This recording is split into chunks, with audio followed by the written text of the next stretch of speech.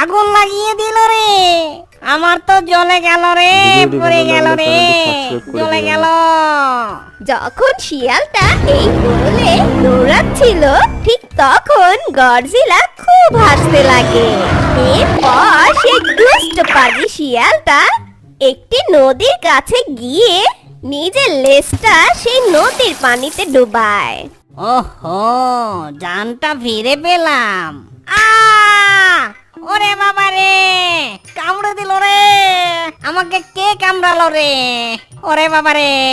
তারপর সেই দুষ্ট শিয়াল দেখে সেটা একটা কাকড়া ছিল, আর সেই কাকড়াটা দুষ্ট পাজি শিয়ালের লেজটা খুব জোরে কামড়ে ধরে আছে, আর সেই কাকড়াটা খুব মজা পাচ্ছিল।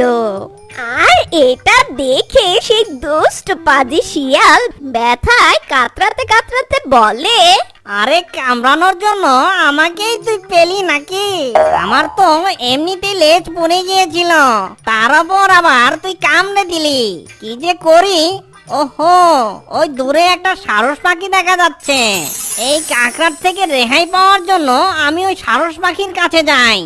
ও হো হো হো হো হো।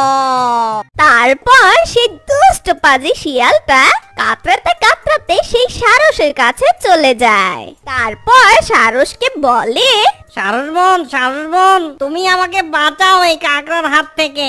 দুষ্ট পাজি শিয়ালের এ কথা শুনে সারস বলে, কিন্তু তার বদলে আমি কি পাবো? তার বদলে আমি তোমাকে অনেক পুরস্কার দেব। ঠিক আছে, তাহলে আমি তোমার সাহায্য করছি।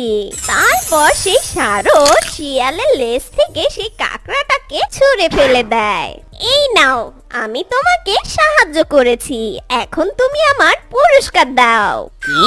তোর পুরস্কার? যা এখান থেকে, ভাগ বোকা সারস। এ কথা বলে দুষ্ট পাজি শিয়াল সেখান থেকে চলে যায়। আরে আরে, এই শিয়ালটা আসলে খুব দুষ্টু, আমাকে দিয়ে ও কাজটা করিয়ে নিয়েছে, কিন্তু আমাকে কোনো পুরস্কার না দিয়ে চলে গেল। আসলে এই দুষ্ট পাজি শিয়ালটা সব সময় সবাইকে খুব বিরক্ত করে, জঙ্গলের সব পাখিদের ডিমগুলো চুরি করে খেয়ে ফেলে।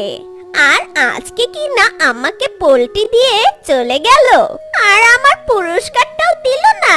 দুঃখ পেও না সারস বোন, পরে ঠিকই একটা সময় দেখবে ওই দুষ্ট পাজি শিয়াল উচিত শিক্ষা পেয়ে যাবে, আর দেখবে